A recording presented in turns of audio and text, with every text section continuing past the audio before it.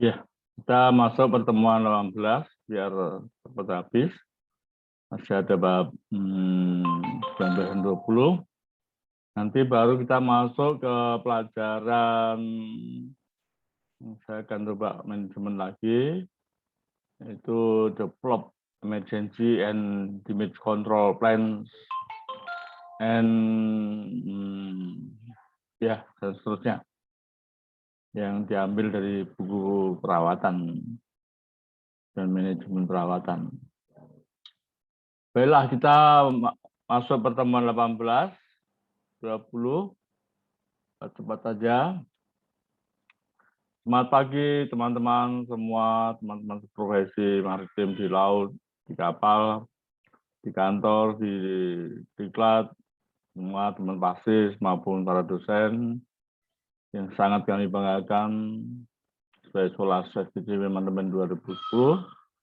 Juga Undang-Undang Republik Indonesia Nomor 17 Tahun 2008. Kita nggak boleh lari dari situ tentang pelayaran. Selamat pagi. Assalamualaikum warahmatullahi wabarakatuh. Salam sehat sejahtera. Mohon izin, saya memperkenalkan diri sebagai perwira niaga marine spesialis, juga dosen ilmu pelayaran marine surveyor. Tentu juga sebagai penulis buku ajar maritim. Profesi saya di laut sebagai terakhir juga engineer kapal 30.000 ton. Dan di darat menjadi marine spesialis tangani 2 offshore, 2 terminal, dan terakhir sebagai operation manager di 2 terminal tersebut. Nah, gambaran tetap dasarnya dari buku-buku ya yang sudah lama dipakai di PTIP, 2 buku yang biru itu, yang merah buku yang saya buat untuk Taruna STIP. Semuanya adalah pengabdian ya. Modul 18 ini tentang pengoperasian mesin diesel penggerak utama. Jadi sudah dekat-dekat habis nih bacaan ini. Tinggal 2 lagi. Persiapan mesin penggerak utama itu boleh dibilang 1 hour notice ya.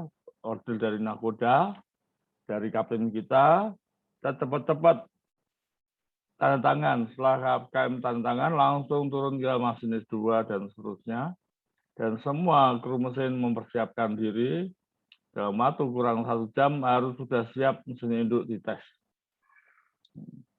Pengetesan mesin penggerak utama, kemudian menjalankan pompa-pompa, dan semuanya itu serempak. Teamwork engine department itu sangat solid. Karena mulai dari KKM sampai oiler paling bawah pun akan turun bekerja sama menyiapkan pesawat bantu sampai mesin induk. Ini boleh dilihat di simulator hampir sama, atau boleh dikatakan sama sesuai simulator. Karena itu teman-teman adik-adik kita yang dari Taruna, itu belajarlah baik-baik di simulator. Anda sebelum naik kapal sudah diberi pengantar. Bagaimana kalau keadaan standby, kapal tiba, kapal cabut jangkar, ya tiba berlabuh, cabut jangkar itu ya hampir sama. Kalau tiba tidak serepot waktu mau berangkat, tetapi sama juga waktu di dermaga, waktu kapal sandar kita juga harus kompak menjaga kamar mesin sehat. Kapal dari dermaga mau lepas sandar juga itu 1 hour notice semuanya ya. Tapi terutama kapal mau ikut jangkar dan mau lepas sandar itu betul-betul seluruh power bergerak. Ini kita sebagai lambang kebanggaan kita ya, baik kebanggaan saya juga semua teman-teman yang alma mater dari APLNI, dari STIP, dari BPJIP. Ini sudah banyak berkali-kali disuarakan. Persiapan mesin penggerak utama ya, preparation of starting main engine. Periksa semua permukaan tangki-tangki tangki dan gelas juga ya, tangki air, tangki minyak lumas, tangki bahan bakar, tangki apapun ya. Ini selain masnya jaga pemeriksa juga, kemudian oiler atau anak buah kapal ini juga periksa ya untuk marine fuel oil service tank, termasuk sealing tank juga, lubricating oil sump tank, juga water cooling expansion tank, air spoiler, pressure gauge, dan semua kandungan yang termasuk tangki-tangki itu dicerat, jangan sampai ada kandungan air terbawa ke sistem. Jadi bahan bakar ini juga nggak bercampur air, oli juga, crispater barangnya ada endapan, angin juga dicerat karena juga ada kadang kandungan air. Ya. Putar secara manual cylinder oil aparat ini untuk pelumasan awal kepada silinder dengan pistoring ya. Jadi itu diputar sampai ya supaya ada pelumasan. Apalagi kalau kapal sudah lama nongkrong. Buka semua indikator hook dan masing-masing silinder head. Pastikan semua indikator dalam kondisi kedap pada waktu ditutup. Ini juga indikator ini untuk aku mesin blow up ya supaya jangan ada tendangan balik. Semuanya terbuka. Nanti kelihatan kalau memang keluar asapnya bersih semua ya syukur. Barangkali ada silinder head yang pecah atau retak itu keluarnya air. Ini hati sekali ya. Atau ada embun air. Nah ini harus diperiksa, diteliti. Itu gasnya mesin satu mengambil data, menganalisa, dan untuk KKM-nya harus meneliti air apa ini, walaupun hanya setetes, karena yang keluar seharusnya udara atau gas. Jalankan generator engine dan paralel beban untuk persiapan pengadaan. Jalankan pesawat bantu dengan beban penuh ya. Pastikan semua indikator di main switchboard bekerja dengan baik. Di semua pompa yang sebenarnya banyak, kalau kapal besar bisa sampai 40-an. Jalankan mesin induk, standby lap oil, pastikan sistem pelumasan sudah bekerja dengan baik. Kenapa? Karena minyak lumas ini harus masuk vital ya. Kalau sampai tidak normal, berakibat fatal. Oke ya, pasang turning gear, jalankan. Ini juga pemanasan ya. Kalau untuk generator cukup pakai tongkat besi aja. Tapi kalau mesin induk kita harus pakai turning gear elektromotor ya untuk menggerakkan mesin yang gede itu 10 orang pun nggak akan sanggup. Jadi pakai elektromotor ya. Jalankan main engine free water, jalankan free water. Ini juga bisa dilihat di main switchboard ya. Di engine control room. Jadi yang belum bekerja baik sudah bekerja maupun tekanannya bisa dilihat. Periksa dan tes panel, semua permintaan dari anjungan, blow up mesin, tutup semua sindikuk, sesuaikan waktu jam. Ya, waktu jam di buku Manoverbook itu tidak boleh dihapus, nggak boleh di tip X, harus pakai ballpoint. Kalau ada kesalahan boleh dicoret, diparap. Ya, itu dasar hukumnya kuat sekali. Engine Manoverbook maupun engine extra logbook, ekstrak ya. Kedua buku ini adalah merupakan dokumen penting bagi kapal. Cara penulisannya harus menggunakan tinta dan tidak boleh dihapus. Ini akan diperkarakan kalau sampai ke Mahkamah Pelayaran atau Sabandar kalau terjadi penghapusan atau penyalahgunaan buku ini. Diharapkan semua ya, baik kadet, teman-teman oiler harus mematuhi. Di halaman depan buku ini ada keterangannya ya. Dan tidak boleh halaman disobek. Itu sudah resmi. Jadi kita akan buat kesalahan yang besar yang melanggar hukum. Para kemar mesin akan menandatangani buku-buku itu dan melihat isinya. Dengan asal tanda tangan, tidak lihat isinya, salah-salah bisa menjadi pertanggungan jawab dari luar ya. Ini pengetesan mesin penggerak utama. Saya kira seterusnya bisa dibaca oleh teman-teman yang ingin pelajari tentang olah gerak mesin. Mesin di sini termasuk 2 tak ya, tapi juga mewakili yang 4 tak. Iya, standby, main seawater, main kompresor, posisi telegraph handle stop ya, sesuaikan posisi fuel pada ideal speed condition. KKM dan mesin jaga memberitahu ke anjungan bahwa kamar mesin sudah siap. Ini harus ya, karena semua pergerakan telegraf itu memang harus melalui order anjungan atau order master order. Melalui mesin jaga bisa tes. Tes jangan lama-lama, posisi tes dulu aja, yang kira-kira 10 detik atau 15 detik cukup. Kemudian maju mundur sudah, apalagi kapal sandar ya. Di depan ada kapal lain, di belakang ada kapal lain, kalau tidak dikontrol oleh KKM juga harus ada di situ. Coba mesin, kalau nyelonong pasti tabrakan nggak karuan. Oke, persiapan cukup banyak ya. Buka kartu utama foto angin ya di kartu induknya, kartu bahan bakar, pemberitahuan, KKM kepala masjid jaga, dan seterusnya perintah telegraf pengetesan mesin maju pelan sekali dan mundur pelan sekali atau dead slow ahead dan dead slow action.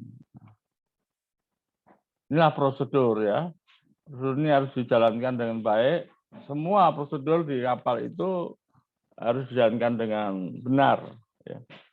Menjalankan mesin penggerak utama, ini bisa dilihat seterusnya. Nah, mesin ini sebaiknya untuk taruna harus baca bis, tidak hanya judul-judulnya saja ya. Karena ini merupakan keterangan praktis ya. Dari pengalaman saya sendiri, saya kira di buku nggak ada buku-buku ya, kecuali penulisnya adalah profesional praktis itu. Jadi ya sampai jam, menit, detik itu orang-orang yang mengalami sendiri. Ya, untuk kapal langsung berlayar setelah mesin dijalankan di slow plus minus 10 menit naik lagi bertahap ya 10 menit menjadi slow, dan ya jangan buru-buru ya karena panasnya belum merata. Nah, kalau bisa ya tahan 10 menit menjadi half ahead dan sampai 10 menit yang terakhir sudah full ahead. Ya, di situ boleh penggantian bahan bakar berat. Ya, bahan bakar ringan jadi bahan bakar berat. Oke, pada saat sudah kondisi selama 1 jam lebih ya, normal semua, nah boleh full ahead, full away ya, atau full away speed dengan kecepatan maksimum berapa, maksimum normal tentu ya, biasa. Jadi setelah full kemudian kita pastikan bahwa nggak ada pesawat bantu yang tidak normal. Ini penting. Kemudian penggantian dari MFO dari MDO menjadi MFO ini ada aturannya ya. Saya kira 20 derajat sebelum itu nyala. Nah itu maksimum lah 115 derajat. Karena responnya titik nyalanya kalau MFO sampai 175. Itu harganya memang lebih murah dibandingkan DO. Jadi perusahaan mencari profit melalui MDO ya. Penting sekali, tapi jangan sampai kalau berangkat sih nggak apa-apa. Kalau tiba jangan sampai terlambat over ya, nanti susah. Atau di tengah pelabuhan kita mesin induk start ngebul berasap hitam. Memantau atau pemantauan ya, bekerjanya mesin diesel ini sudah jelas masih dijaga. Nah, KKM sebelum pasti full W jangan tinggalkan kamar mesin lah. Ambil lihat-lihat mesin, jadi 1 jam pertama aman, udah. Kemudian mesin jaga juga merasa yakin aman, kemudian bisa meneruskan jaga. Keluarin kamar mesin, pesawat bantu, KKM masinis yang bertanggung jawab, KKM dan masinis jaga juga harus melakukan komunikasi. Apabila kapal menggunakan bahan bakar minyak berat, yang tadi marine fuel oil, yang punya titik nyala 135 derajat, Anda pastikan sudah pakai DO, dan pemanasnya atau evaporatornya dikurangi suhunya. Oh, kalau mau tiba ya, kalau masih MDO cukup pemanasnya 80 sampai 100. Sampai 100 ya, 80 aja. 80 100 sudah menyala responnya. Ini mengenai sifat-sifat bahan bakar, semua masih harus ya mempelajarinya, bukan wajib, harus ya. Karena bahan bakar MFO pun ada terbagi-bagi yang paling berat, MDO juga, apalagi solar ya, titik nyalanya lebih kecil, jangan dianggap sama. Solar plafonnya mungkin 80 atau berapa. Menghentikan mesin induk dan seterusnya, saya nggak bahas habis ya, dan kita bisa lihat ini KKM sudah mempersiapkan segala sesuatunya, kapal di pelabuhan, ini bagian dari buku harian ini. Iya. Menghentikan mesin induk yang kedua, stop engine dan seterusnya. Saya sarankan kepada semua teman-teman ya, kalau mesin induk itu suhu air pendingnya misalnya yang buatan Jepang masuk 60 keluar 70, jadi di pelabuhan yang nanti besok akan bergerak lagi atau beberapa jam kemudian, seperti kontainer itu kan di pelabuhan antara 8 jam, jadi air pendingnya tetap kondisi panas.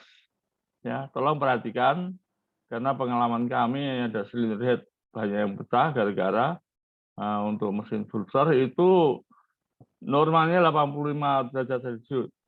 Jadi di pelabuhan manapun berlabuh juga suhunya dipertahankan 80 derajat Celcius. Ya, jadi mesin hangat. Kalau untuk mesin buatan Jepang, ya kita tahu misalnya masuk 60 kelas 70 berarti ya sebaiknya dipanasi antara 60 sampai 65 itu. Jadi pada saat mendadak mau bekerja mesin sudah panas, itu enak sekali dia di handset, waduh mudah ya karena bodi mesin sudah panas. Ini sangat penting. Nah ini tingkat-tingkat ATT2 harus mencari data dan menganalisa. Kalau ATT1 di kapal itu lebih dari perhitungan maupun analisa, dia harus punya pikiran meneliti. Setiap pergerakan harus diteliti. Setiap permesinan yang tempat running diteliti. Ini bedanya KKM kelas 1 maupun kelas 2. Ini sangat penting dan akan menarik. Kalau kita profesional, itu pekerjaan apapun jadi menarik. Ini tentang pada saat stop ya. Ada stop yang kerannya harus tutup, kan hisap kan tutup, tapi semua menjadi sesuai dengan checklist ya, dengan checklist. Mari Bapak, teman-teman, Taruna, semua pasis, lihat begitu baiknya pesawat bantu ya.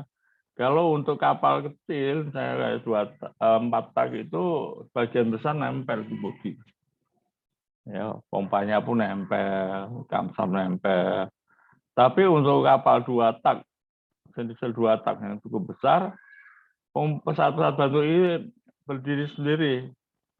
Jadi ya dia punya katup pisah, katup tekan, punya pompa sendiri, ya, punya start sendiri dan seterusnya. Inilah yang harus dijaga. Ini ada berapa kapal nggak pakai hitungan tapi cukup banyak ya. Misalnya burning oil, fuel oil, fast butter, cooling pump, butter jacket cooling, bubuk cas, oil cooler, kamsa, ya. Cukup banyak.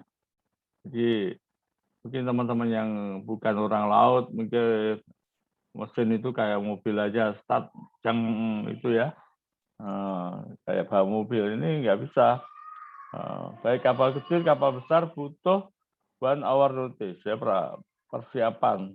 Karena pesawat-pesawat bantunya cukup banyak.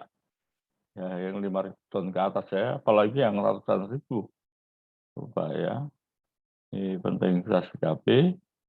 Seperti ini ya, kapal besar untuk front breaker maupun tabut-tabut ini mempunyai standar SOP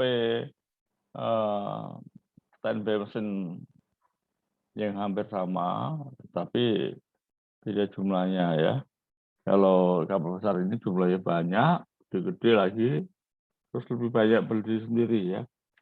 Pompa sekecil apapun kalau yang penunjang mesin induk itu sangat penting. Karena itu kalau request material apapun ditulis ME seawater cooling, ME water cooling, ME loop oil cooling. Jadi ME-nya main engine ini disebut di depan bahwa kapal kecil ini mesin kecil ini untuk penunjang ME. Kalau dia misalnya air tawar satu udah rusak, satu lagi di tengah jalan ball bearingnya jebol. Ya udah, dua-duanya mati, main engine segede gajah pun akan berhenti. Ini merek apapun yang canggih berhenti karena dia penunjangnya tidak ada air pendingin. Apalagi menyangkut LO dan FO ya. Nih, jadi kita tidak boleh menyepelekan pesawat kecil. Oh itu masih sempat yang pegang, terus nyalain masih sempat, ya nggak bisa ya. Boleh KKM, chief engineer atau second engineer menyalahkan anak buahnya, boleh di kamar mesin. Tapi kalau berkaitan dengan eksternal ya, begitu kapal mogok ya, langsung hubungannya dengan eksternal, dengan perusahaan pelayaran, dengan usaha bandar, apalagi pada saat olah gerak seperti topik ini. Tolong teman-teman supaya jangan menambah kecelakaan kapal pada saat sandar maupun lepas sandar, KKM dan masinis usahakan untuk turun, walaupun itu unmanned bandit ya. Nah, kita nggak boleh percaya. Saya sendiri jujur masih nggak percaya kalau kapal tidak ada, kapal gede ini nggak ada yang jaga ya. Tetap kita mengatur pada keselamatan dan keamanan kapal ya, sempatkanlah. Ini nggak sampai rasa aman. Ini kembali tadi itu pedas ya. Cara kerja mesin harus paham betul. Bagaimana kita nggak paham kalau mau merawat tanpa mengerti prinsip kerja.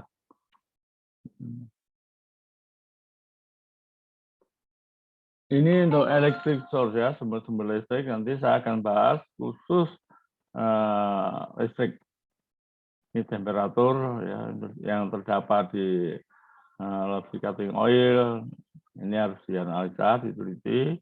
FO ya, cukup banyak ini temperatur untuk di kamar mesin. Kemudian pressure gauge ya, manometer juga. Itu yang terpasang di engine control room. Jadi kita lihat bekerja normal apa enggak untuk FPM, revolution atau untuk level gauge ya. Nosing vibration, suara, cleaning dan penerangan. Jadi memang untuk kamar mesin diusahakan seterang mungkin ya, jangan ada berantakan, jangan biasakan ada stor besi kayu melintang di jalan di kamar mesin. Jadi harus lapang. Ini ada satu untuk mesin diesel yang mau berhitung kelas 2 tentang kecepatan kapal. Juga Satu lagi, kalau nanti bicara di Admiralty Formula, itu pemakaian bahan bakar. Banyak sekali teman-teman bertanya bagaimana rumusan bahan bakar. Ya, rumusannya pertama, Anda nggak boleh langsung jawab. Karena mesin induk aja, dia akan ada paling sedikit 20 komponen yang membuat pemakaian bahan bakar meningkat. Ini teman-teman yang bukan orang mesin tentu harus jelas apa aja itu ya. Yang internal kamar mesin. Paling sedikit 20, saya bisa cepat bicara itu. Jadi, dan yang eksternal itu paling enggak ada 10. Entah baling-baling, entah pritip, entah kecepatan arus, kecepatan angin, kemudian deviasi dan lain-lainnya. Ini kekayaan orang mesin yang mau berhitung, menghitung, menganalisa dan meneliti. Baik, kita sampai di sini bab 8, agak pendek-pendek semua ya. Sudah selesai dipelajari. Kita akan masuk modul atau bab 9. Saya kira cukup singkat ya. Dan jangan lupa untuk teman-teman mohon dukungan modul ini, bisa di-subscribe, di-like, kalau perlu di-share, bukan untuk semata ke saya ya.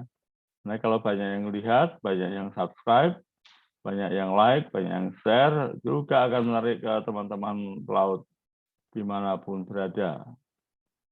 Bukan di Jakarta, bukan di Indonesia, bahkan di seluruh dunia, bisa mengisi hiburan kepada teman-teman yang mau pulang pun susah ya. Tapi timbalah ilmu sedikit demi sedikit. Oke, akhir kata dari kami. Terima kasih. Salam sehat, semangat, sukses selalu untuk Anda. Wassalamualaikum warahmatullahi wabarakatuh. Terima kasih.